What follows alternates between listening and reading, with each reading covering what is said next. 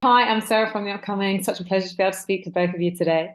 Maybe you could just kick off. I know lots of people are already going to be familiar with BMF, but for those that are coming to it fresh, what can they expect from this incredible show?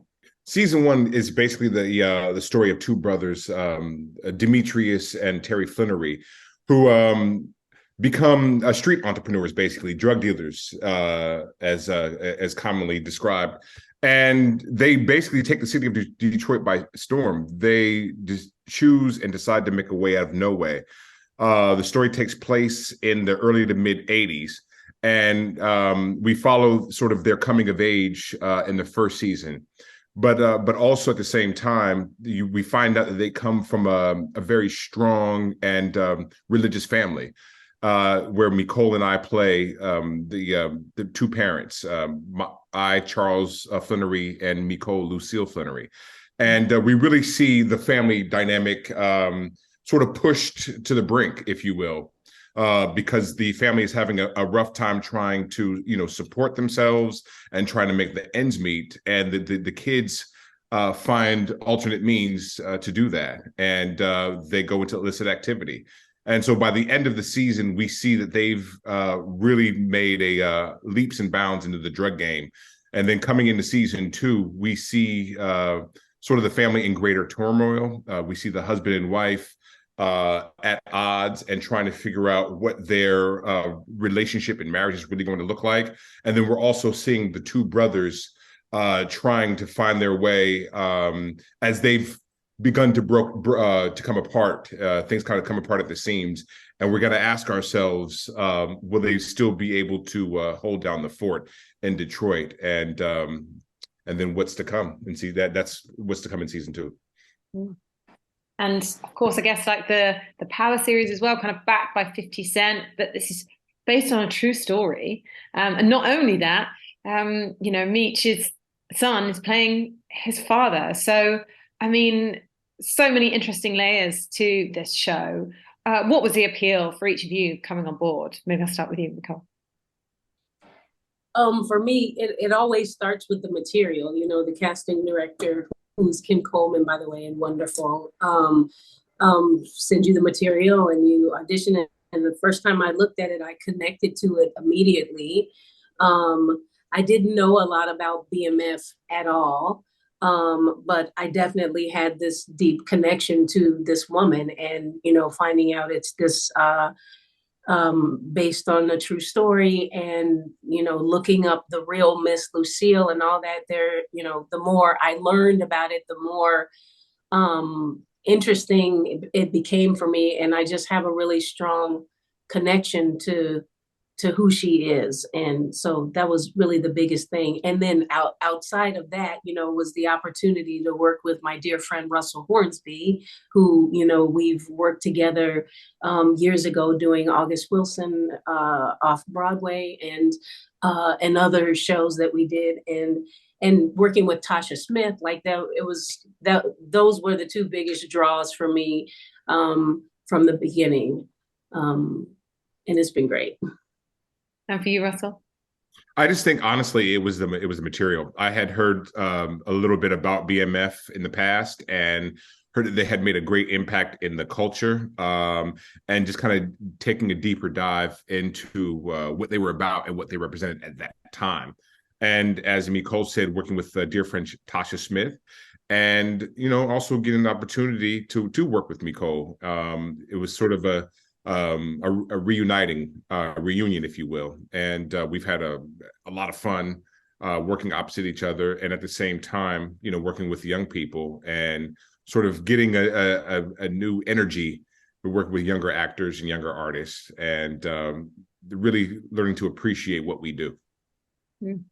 And yeah, what an incredible cast to be working alongside. But I have to make special mention, of course, of Demetrius, and I can't imagine the pressure he had coming in, being his debut acting role, and also, enacting his father's story. So what was that like working alongside him and seeing this incredible performance sort of come alive? It was for me just really inspiring. And him, we had an automatic connection as well. And there's you know, there's a connection that I have with his grandmother, the real Miss Lucille, that is like, it's just this whole divine thing. And so when we met, he automatically just started calling me Ma. He was like, "Hey, Ma, yeah, yeah, yeah," and you know, and we just started sharing so much, and we felt like family immediately, and it just felt so good and so important too, because this is his very first acting job, and I was just so honored to share space with him early on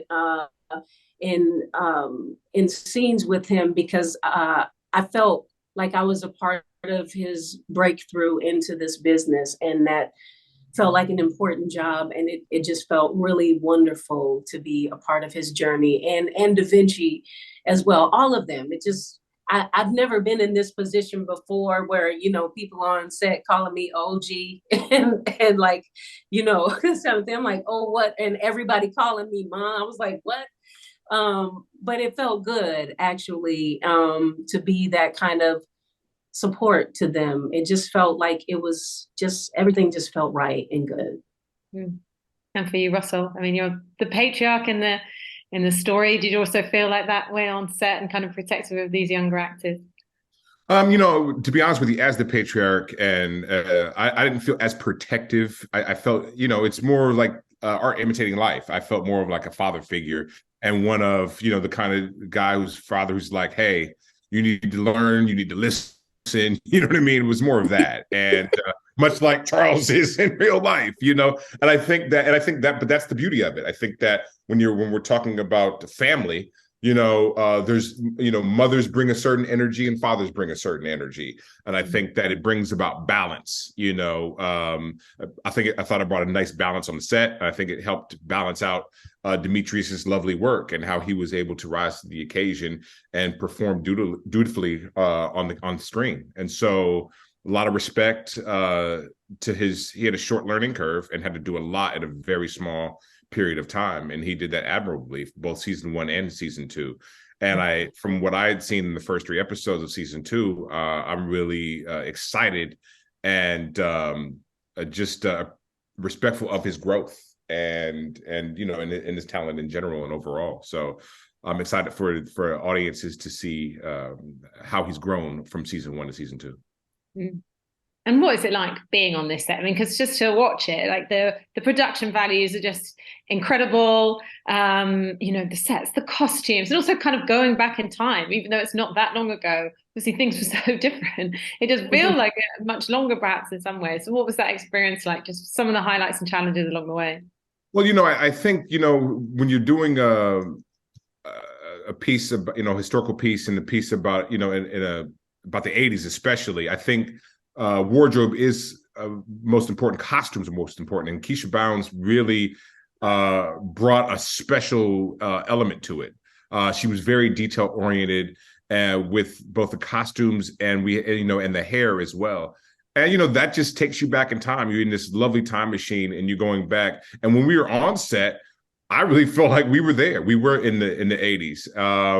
And it was a lot of fun to watch the wardrobe, and also to watch these young kids who weren't like, we were around in the 80s and the 90s, and these young kids who were wearing these old clothes, and you're like, y'all don't get it. And we and Michole be out there showing them the old dances and just all that good stuff. It was fun. I think there was just I think a lot of camaraderie and sort of coming together as family on set constantly, because we felt that we were doing something special, and everybody just wanted to sort of live in the moment constantly. And that was a good time.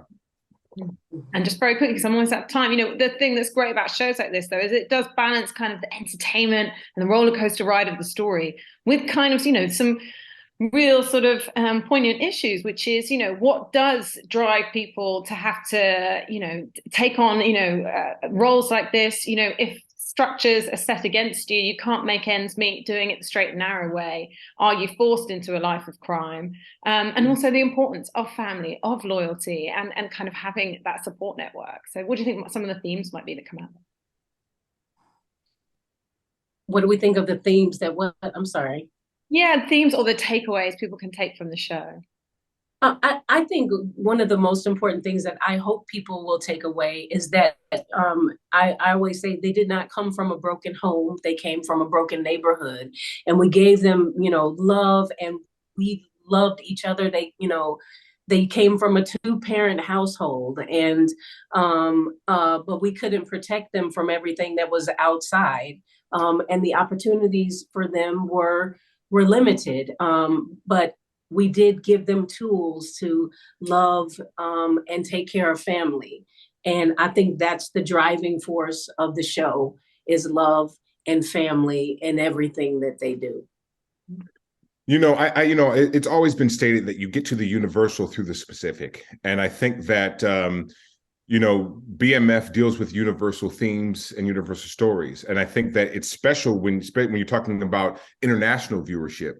What you have is are people who had to rise up against the odds, right? And so everywhere in America, in the world, there are people who had to come up against the odds. So you look at, what Irish had to do in their impoverished state. You band together and you form your own mob or your own gang, and you do what you have to do to make the ends meet, to gain respect from your city or your populace or what have you. The British have done it historically, Italians and everyone.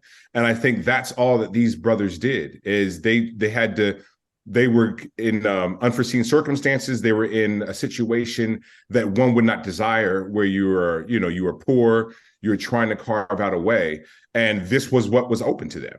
And so this is a universal theme and universal stories.